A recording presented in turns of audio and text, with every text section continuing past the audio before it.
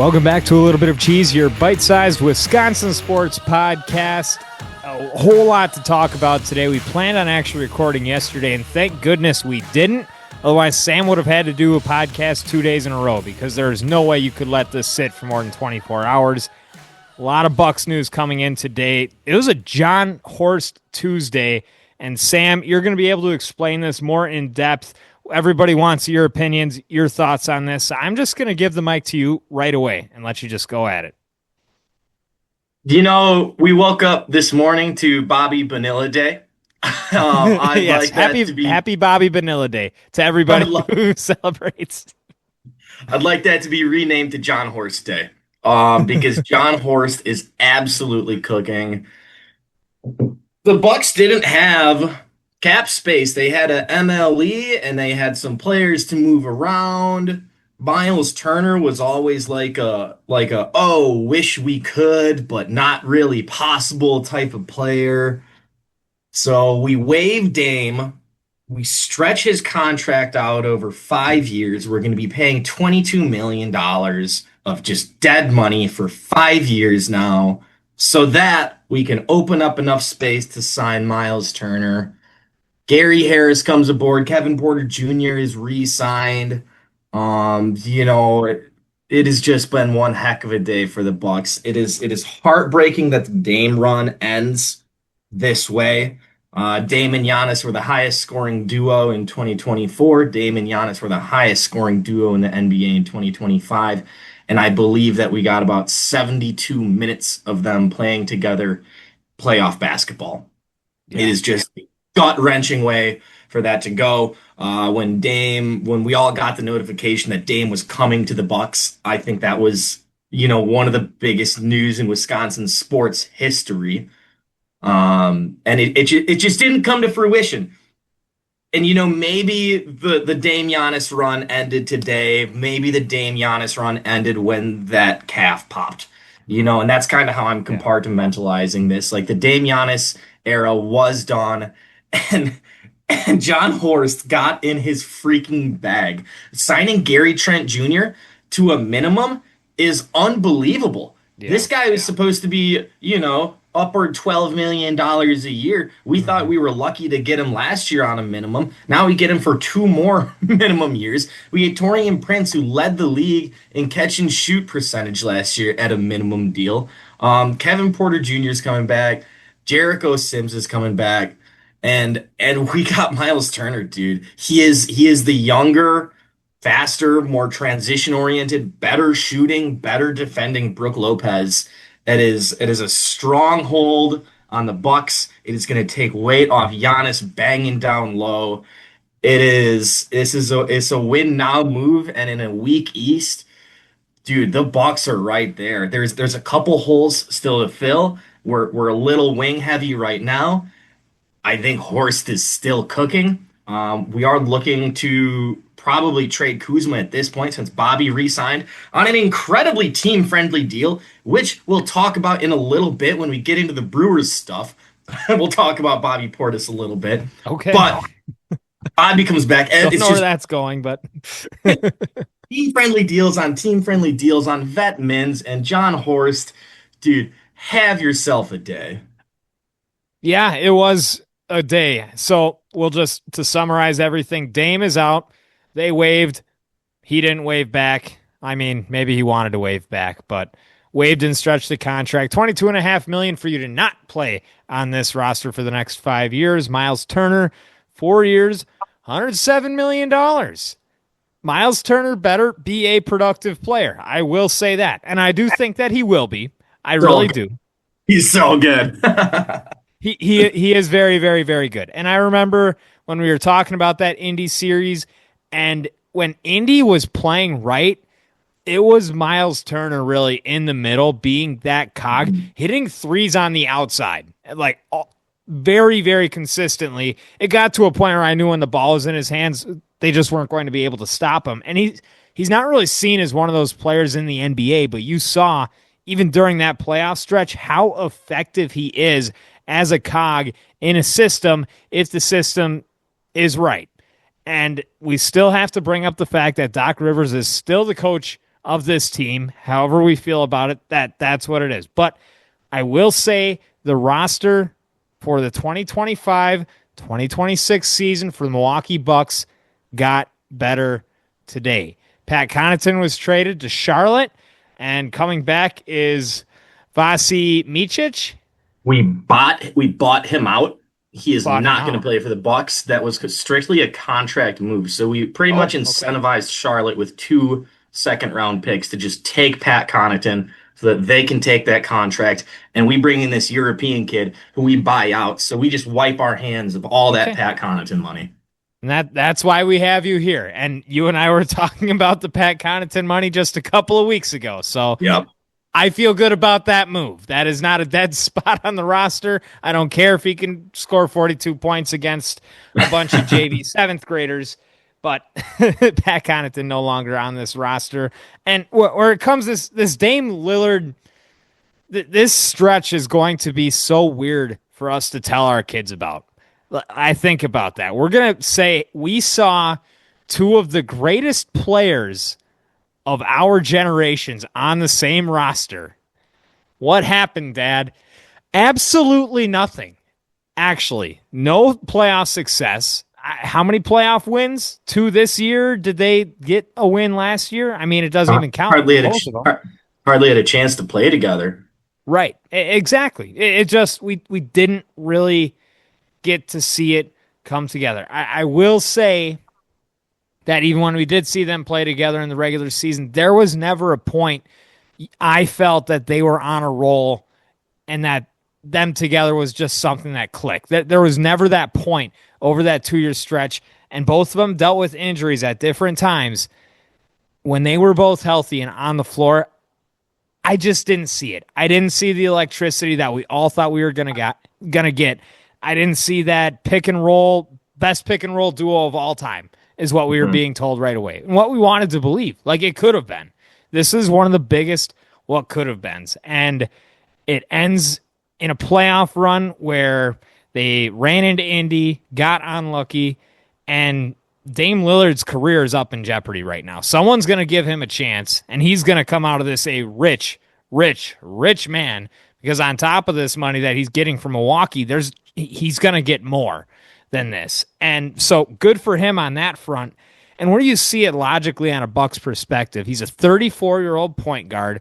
You've seen him get a little bit slower the last 2 years, even when he's played in Milwaukee, when he's been healthy. He just tore his Achilles, so he's not going to play in age 35 season. He's not going to be back until he's 36.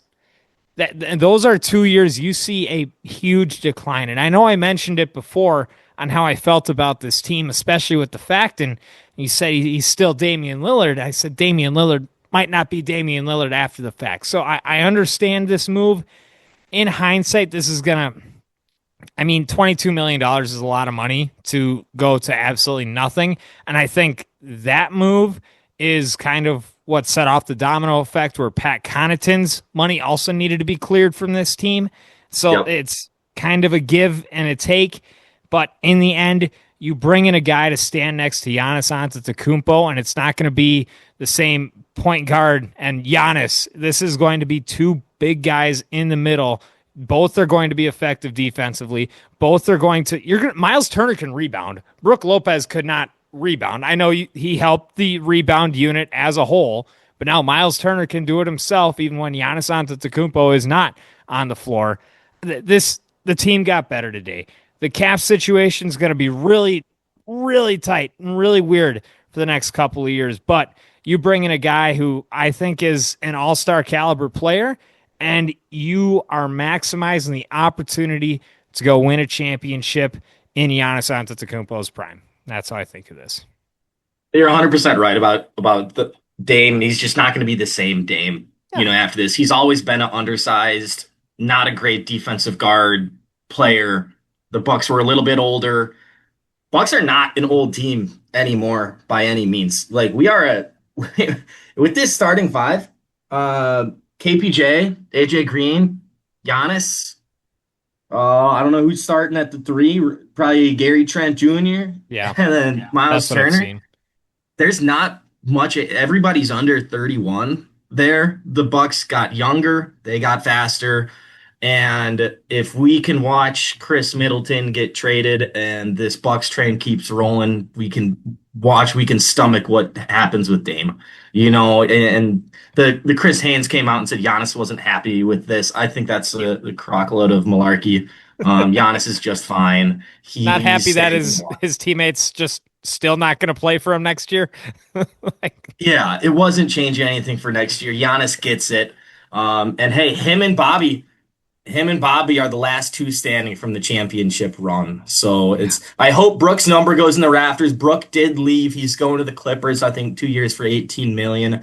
I've been clear. I want to see the four guys from that championship roster's numbers go up in the ceiling. I want to see Drew up there. I want to see Giannis, Chris, and Brook all up there just for what they did to this city, man. The NBA bought out the Bradley Center, dude. The team was gonna leave yeah. before Giannis showed up and the team turned around. Like these guys, they should never buy a beer in Milwaukee again. And that goes for Pat Connaughton freaking too, because he was there along for the ride. Pat had some absolutely monster moments.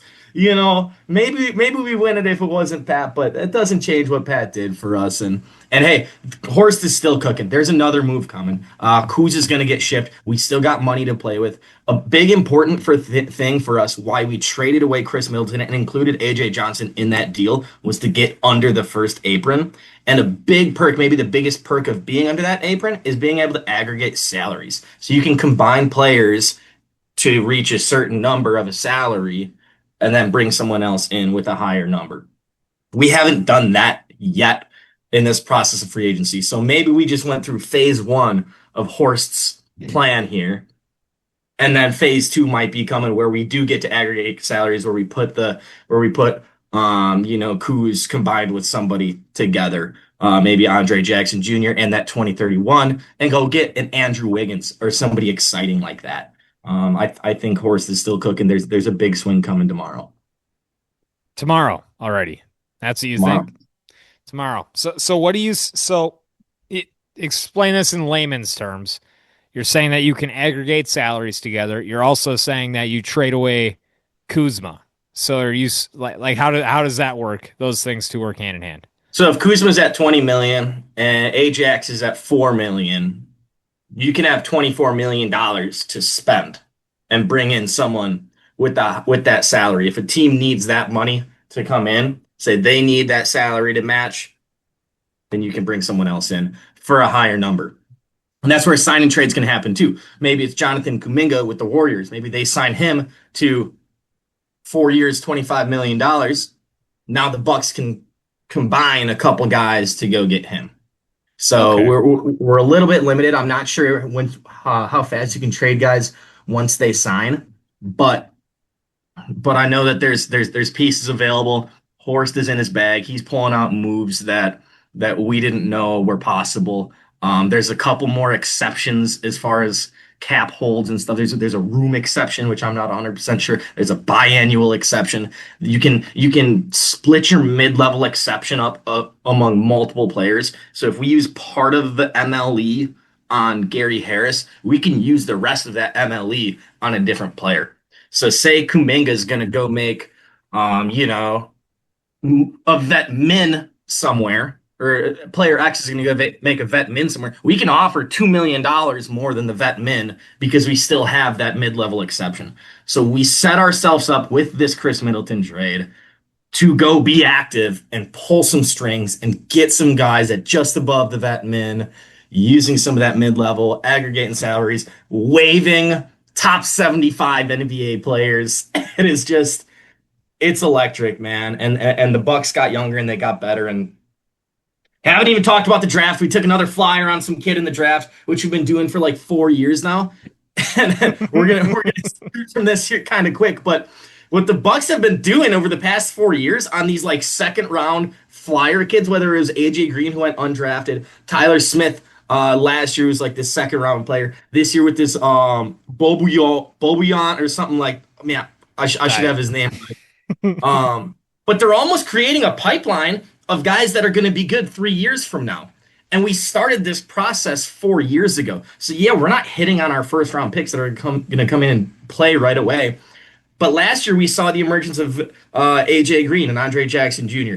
This year maybe we're going to start to see the emergence of Tyler Smith. 2 years from now maybe we start to see the emergence of both. Like this has been in the works 5 years from now. In Jon Horst we trust. And dude, Jon Horst Day, take it away from Bobby Bonilla.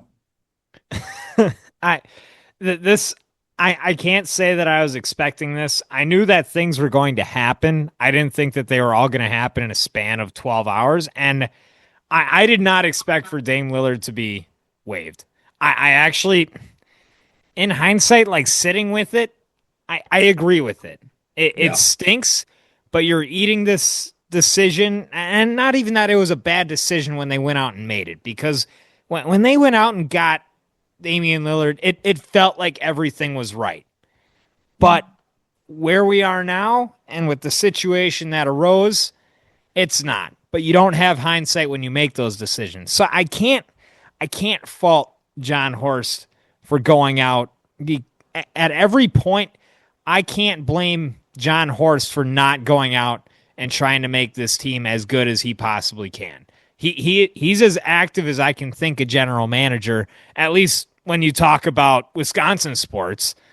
Like the Packers, they never did anything with free agents until Gutekunst got in there.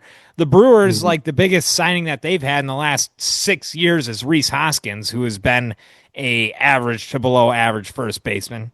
And here you have Jon Horst for the Milwaukee Bucks that just continues to do things. And all of these changes year in, year out, it's going to be hard to like remember what these teams were like because there is so much turnover, but the constant is still the fruit of this team and the opportunity to go win a championship, and that all lies within your star player and keeping him healthy. And you help him out a little bit more today, bringing in Miles Turner. That's going to be an interesting situation on offense. And by interesting, I mean scary for other teams. Like there are going to be a lot of defenses that have no answer for these two guys and what they're going to be able to do. You've heard me be the biggest Brook Lopez fan, arguably on the planet here on this little bit of cheese. He's the one who sparked when Brook Lopez and Mike Budenholzer showed up. That was the start of 7 years of dominance from this Milwaukee Bucks. They were constantly a top 3 rated offense, a top 5 rated defense. It was because we had a center who we could rely on, stretch the floor, and shoot threes, and block a ton of shots. And it all worked. It was a style of offense that worked for Giannis. And we're going back to a formula that works. If the center can leave the lane, who else is going to stop Giannis? The only issues Giannis has really had when he's charging into the paint is when there's a Joel Embiid down there. What if Joel Embiid has to be guarding someone in the corner? There's nobody in the NBA that's going to stop Giannis if you throw a couple shooters around him like Gary Trent Jr. on a vet min and AJ Green who's making $2.5 million. And it's a formula that works. It's the same thing that brought us to the chip, and I'm so excited to see this variation. $20 million a year, that's what Jimmy Haslam is for. Jimmy can pay up, and Giannis has got a shooter with him. Fair. Yeah, no, this team, you're starting to see what the foundation is, and now you're starting to see the siding go up as well. This team and this roster, the big parts of construction happened today, but there's still a little bit more to do. Maybe you got to bring in the roofers to make everything all come together there. So is that enough for Bucks? Is that all you have for it? Or you got a couple extra thoughts on it? I got the one note that I have. I do want to touch on Bobby when we talk a little bit of Brewers. This $20 million a year over 5 years, you know how fast that gets forgotten with a ring? It doesn't matter. None of this matters. You go get a ring, all is forgiven. You could trade away the whole future, get a ring. Yeah, whoever's mad about the Dame trade in the first place, whoever's mad about selling out Chris Middleton, whoever's mad about anything, Horst has been in his bag. He has been cooking. You go get a ring, man. Who cares who cares that we have no picks for the next 46 years? Who cares? That's what it's all about. Yeah, but you better get that ring. That's the thing, putting eggs in a basket, you know, Oh, and and that's screwing over the Pacers is so rich too. They should have ugh. brought Miles Turner back. They decided to not go into the tax to sign Miles Turner back. So now the Pacers are down Halliburton, they're down Miles Turner, and I'm sure they're just livid with the Bucks. And just to give it to the Pacers a little bit, that it just makes it all richer. No, they're eating it. They're eating it Yeah. right now. Boston is eating it right now. Is they're not going to have a Jason Tatum next year. Like this Eastern Conference is wide open. Like the Bucks have catapulted, I think, to probably the third best team at minimum right now in the conference. Cleveland is interesting. I don't know about them. New York, I think, is Atlanta has decent. had an awesome offseason. Atlanta, I Atlanta's been haven't paid any attention. Yeah, oh yeah. Chris Tops is down there. They still got Reese Shea. They brought in Kennard. Atlanta's been making moves out there. They're going to be fun to watch. And Orlando's going to be cool. They brought in Bane. We'll see, man. We'll Well, see. we'll see. We'll see what happens, and we got to see what happens with Kyle Kuzma. There's opportunity to continue to improve because I do not, or many people do not, want to see Kyle Kuzma on this roster next Opportunity to year. improve is well said as far as the Yes. Kuz situation. Well, the Brewers found their opportunity to improve, and they have continued to do it. And this is probably the weirdest way to end a winning 8 out of your last 10, as the Brewers actually lost a game to Colorado. It's a game that they should have won. But we don't really need to talk about that one. Weird things happen in baseball, and the Brewers are 1 out away from sweeping the Colorado Rockies. But who stood in the way? An old friend, Orlando Arcia, hits a home run in the ninth inning to send it to extras. And I always laugh. The irony at that point, Orlando Arcia for Colorado sending it to extras, and Brewers just couldn't get it done. But not to take away from the success that they've had. They are just 2 games back of the Chicago Cubs. Christian Yelich has found that swing, slashing 367, 420, 600 in his last 30 games. He's on a 12-game hit streak in which he's hitting over 400. I I don't know if he's back fully, but he's done it for what? It's just under a fifth of an entire 162 game season that you have seen MVP form Christian Yelich, and it's what's making this team win. I also have to bring out Quinn Priester against Colorado, a career day for him, 7 innings pitched, no runs allowed, just 1 hit, 11 strikeouts for Quinn Priester, where everybody was saying how bad this trade was right away. You have to continue to trust in what Matt Arnold think is potential talent when it's out there. He went out and got a guy who had looked terrible for Pittsburgh and he looked terrible for Boston. And he said, I think this kid can work with a curveball, a cutter, and a sinker, and he's going to be dialed. He's pitching to a 3.32 ERA right now, and I would consider him for an all-star game for what he's done for this Brewers team. It's all highs right now. Chicago's still tough. Shota Imanaga just came back onto that roster, but you know that Council is definitely looking in the rear view. The Brewers have been really hot, man. They've been really hot. Priester, I don't think he's lost since May. I think he's 6-0 in his last 6 starts or something like that. Guy's just been electric. Pitchers keep turning it out. Um, I got a little take on the Brewers here. We talked Okay. earlier in the season about how attitude matters. We were playing like a team that traded Willie Adames and did nothing to bring him back. We got really stoked when it happened when Ricky Weeks got ejected. We said, you know what? We need a little fire in this ball club. In that dugout right there. We need a little bit of fire. You know, another attitude helps winning? Hmm. Joy, having fun, Joy. relaxed, loose muscles, just being cool and content and in a good attitude. I used to be a swimmer. Some of my best races, a lot of times the big races, I got the headphones on. I'm blasting some hype up music, whether it's "Till I Collapse" by Eminem or some Linkin Park or something like that. I get all fired up and I go swim a race. It'd be great. Some of my other best races are when I'm behind the blocks, yucking it up with the guy next to me, chuckling, having a good time, making jokes. I'm loose. I'm cool. Awesome. Loose muscles work really good. Other than Aaron Savali, the Brewers have not had a player request a trade.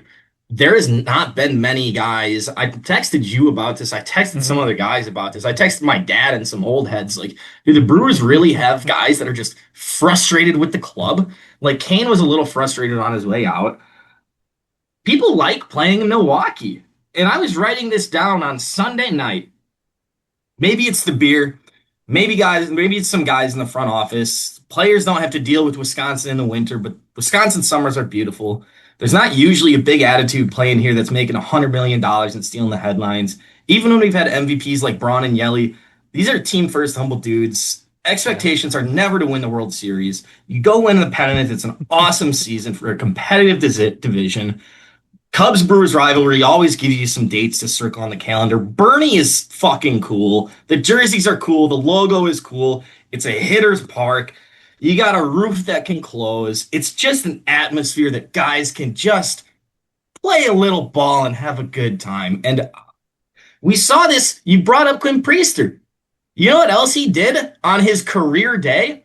He made a bobbling catch while he was laughing. The guy was smiling and catching the ball. Like it's not a Yeah. coincidence that the guy's chuckling to himself and just having a good time. Now you can argue what comes first, the chicken or the egg. Is he laughing because he's having a great day, or is he having a great day because he's up there feeling good, feeling loose? You know, Summerfest is going on. Brewers are loved in the city. They never ask out. They're laughing and telling themselves. As I'm writing this down, as I'm writing this down in my notes, I'm saying, you know, maybe it's the beer, maybe it's this. I don't know what about. Bobby signs an incredibly team-friendly deal. This is when Bobby Portis, as I'm writing this down, I get the notification that Bobby's staying with the Bucks 3 for 44. I thought he was going to get 25 million a year. He signs for about 14 million a year. That is an incredibly team-friendly deal. I find out that the night before he was at Summerfest, it was the Feeding America, like raising money for children who need food in Milwaukee. Bobby is the mayor of Milwaukee. He wants to stay with the Bucks. The Brewers like to play in Milwaukee, and I think that's reason why our bullpen is always really good. Because what's important for a bullpen pitcher? Just staying loose, right? Having a good time.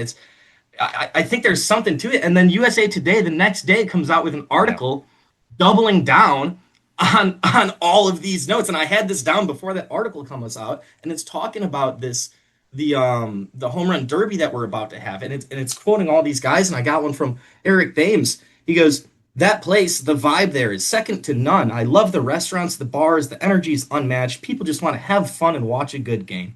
It's not Philly or New York where you're getting death threats. It's just a positive atmosphere. I mean, even when we weren't doing well, the crowds were still showing up. Guys just like Milwaukee. A fiery attitude works. Joy and happiness also works." I love that you bring up that USA Today article because I was thinking the exact same thing when you were reading all those notes because I read that same article and it was, oh, what did they call it? They called it the keg, which is the Yeah. analytical team that they use. But they also talked about the atmosphere and they interviewed all these guys, your Prince Fielder, your Ricky Weeks, your Niger Morgan, uh, Carlos Gomez talking like Carlos Yeah. Gomez is a prime example of a guy that just did it in that right atmosphere. Carlos Gomez got MVP votes 2 years in a row. He could barely stay in a starting lineup anywhere else in the big leagues. He was in Minnesota before. He was part of that J.J. Hardy trade.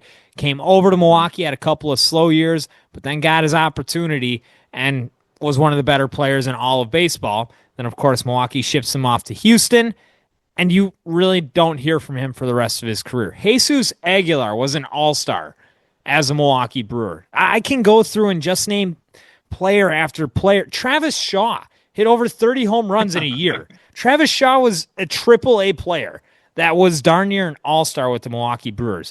And whether I want to attribute that to possibly stealing signs in 2018, which for a couple of guys, you kind of think about it, but you're saying it right. Milwaukee, it is a place, and if you haven't seen it, please go and watch Just a Bit Outside. It's a 2-hour documentary about the 1982 Milwaukee Brewers. It's free on Roku. It's a great watch, and it talks about the environment in Milwaukee and how this city feeds into players. Like they said, it's not Philly or New York where you're going to get death threats. No matter what happens out there on the field, you are going to be looked up to. Like people waited in line to get an autograph from Jim Henderson. I remember I was there on a Sunday game. I was probably 12 years old, and Jim Henderson's actually one of the pitching coaches now for Milwaukee, which he was the closer, I think, at the time. But those teams were horrendous. But we waited in line for like 45 minutes to get an autograph of Jim Henderson. Like it doesn't matter. We love our Milwaukee Brewers. We always will. We love our Milwaukee Bucks, and that's why guys just they love it here. And that's why so many near the end of their career, they sit and they talk about it. I think Curtis Granderson, who had played it in New York, and he played for a bunch of different teams across Major League Baseball. He said Milwaukee, the couple of months he was there, was probably some of the best that he'd ever been treated by fan bases. That's kind of just what we are. We are the epitome of Midwest nice. If there's any other like Minnesota, Illinois, I don't care. Like I go across state lines, it's not Wisconsin. I was in Utah last week. Yeah, a bunch of Mormons. They're nice. They're not Wisconsin nice. Like it's just something different. And it always will be. This is just the epitome. And maybe it's because the whole state is drunk the whole time. But whatever it is, it works. It's beautiful. It breeds athletic success too, which it's not counterintuitive really at all. It just makes sense that like when you're having a good time, you play really good sports. These guys are firing on all cylinders, and you don't need this angry, fiery, let's go brouhaha energy. I think it's beautiful just seeing what loose muscles can do for a ball club, and dude, it's we're a 90-win club every single year. Why? Why? Wow. If we don't have They write us off every year. Every single Antanasio year. is not trying to do that. He just wants to provide a summer of fun. But that team Yeah, that's finds a what way to make it fun anyway. And they're doing it again this year. You hope it continues. They're going to play the New York Mets. That series might get a little bit fired. That game was postponed for today. They'll have a doubleheader tomorrow. Maybe some chippiness. I know that we almost got into a fight with them last year. Jesse Winker's not on that roster, but if he was, I might be nudging whoever is pitching to possibly put one in his ear hole. Just kidding. I don't advocate for that. Maybe just don't take that off the record. But should be a fun series to watch. They just played a really bad series against Pittsburgh. Milwaukee should go in and maybe take their heads off. We can go to the cheese grater real quick. I'll start with my first one. This is a trivia question here for you, Sam. It's one that popped up across the MLB Hall of Very Good Twitter page. Don't know if you've come across that, but so who had a better OPS batting fourth across their major league career? Ted Williams, often considered the greatest hitter of all time, or Tyler Saladino, well-known Milwaukee Brewer? I mean, Tyler Saladino. Tyler Saladino has a 133 OPS. I think he batted fourth, two consecutive games. I'm pretty sure he had a grand slam in one of them. But numbers don't lie. Who's really the greatest hitter of all time? Tyler Saladino making a case. Hold my Miller Lite, Ted Williams. Saladino. That's a quote I heard. Fun trivia for you. In the Super Bowl year 2010, 2011, regular season, who led the Packers in rush yards? James Starks. Nope. Brandon Jackson, right? Yeah. Yeah, I remember that. Nice pull. Starks came in late. Ryan Grant got injured real early that year. Starks just showed up late, but he had the game against the Eagles. I think the wild card game might have been like 140 yards, but yeah. Brandon Jackson, 732. Yeah. Really? Yeah, I remember. So I collected football cards and I kept that Packers team card, of course, because they won the Super Bowl, and I had those numbers darn near memorized. So I'm actually disappointed that I didn't get Brandon Jackson. But yeah, I think Starks had like just over 500 rushing yards that year, and Jackson was just over 730. But yeah, I like it. It's good. Who are you more sad about? And I think I already know the answer, but you talk a little bit about both players. Brooke Lopez or Pat Connaughton leaving on the same day? It's the same, man. Probably Brooke, but like, I see both of them as the same. It's the changing of a guard. It's the end of an era. It really is, dude. This is the Bucks team that started going on a run after the Jason Kidd, Jabari Parker, Thon Maker experiments that we were trying. Brooks showed up, Bud showed up, Pat Connaughton showed up, and we were a dynasty for a little bit, man. And it was incredibly unfortunate injuries that happened, but shout out to the guys. And if we throw Pat's number up in the rafters too, I won't be too mad about it. Yeah, I don't know about Pat Connaughton, but without him, I don't know if Milwaukee has that ring. I will say without any of those guys, and that's really what makes that championship team so special. Mm-hmm.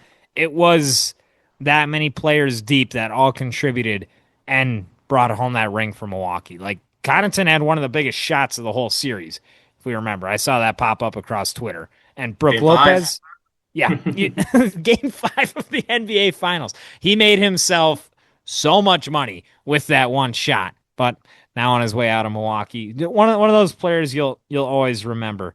Do you have any more cheese graters? You do. Okay. Brandon Woodruff coming back soon. Realistic expectation for him come September. Come September. So when he comes back right now, I think that pitch count's going to start out at around 80. So by September, so the thing is you have to expect that he's going to stay healthy. That's the first thing. Yeah. Do you have an ace? Is he going to be helpful? No. I do not see an ace, and I listen to the Brewer Fanatic podcast. If you're a real dork about this stuff, go listen to them. They have pretty good projections. They talk about pitch shapes. Like, I don't know if I've ever heard anybody else talk about pitch shapes, but they do. His pitch shape is not the same. His fastball isn't the same as it was, not even just velocity-wise, but movement-wise. He had a lot more run on that fastball before. I mean, he had one of the best fastballs in all of baseball, but now that pitch is grading out okay. And that was really his moneymaker before. Things, they don't look as sharp as they did before, but where Brandon Woodruff will set himself apart is going to be mentally. He is a bulldog out there on the mound. He is going out there to tear your head off, where I think he's going to be able to compete. I'm going to say a 4 ERA. If he can pitch to the tune of a 4 ERA, which would, I think, actually be the worst on this starting staff, that's kind of the expectation for him, even if he is in the top 5 of this staff. I mean, Chad Patrick has been just okay. I think he might be on his way back to AAA just because of these guys that are almost healthy again, in being Brandon Woodruff and Nestor Cortez. But if I'm going to put an expectation, I expect for him to go out he's going to pitch 5 innings, and he's going to give up 2 or 3 runs every single time. I don't think you're going to see him dialed up to the way that you saw him before, but I think he's still going to be a serviceable major league pitcher just because of the mentality that he carries himself with out there on the mound. What is your perfect 4th of July? Not really a Wisconsin sports question, but with the holiday coming up just on this Friday, I wanted to ask you ahead of time. One of my favorite holidays. Great question. Yeah, dude, a little bit of time at the beach, some good music, some cold beers outside, and then I'm throwing a party, so I'm pretty excited about that. I'll be up on the booth throwing one of the big parties in La Crosse at Legends Friday night. Riverfest, gonna see some live music, man. It's just vibes are high. We'll catch some fireworks. The sun's gonna be out. Hang out with some friends. Everybody's outside having a good time. It's like good energy is tied into the day.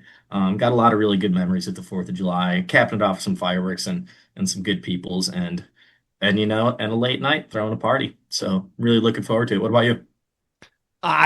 Maybe it's not perfect for me, but I just imagine a ham sandwich out at a cabin with a lake and a rope swing, and you get one of those barbecue Lay's chips and you just sprinkle them across the sandwich, the crunchy sandwich. That's what I imagine, and there's probably a Dr. Pepper along with it, maybe something else in the Dr. Pepper too, but that's kind of just what I imagine when I think of it. It's just a great day to just grab something out of a slow cooker, whether it be a burger, a brat, a hot dog, whatever that may be. Just go and load up on it and be a glutton for a day, celebrate the birth of our country.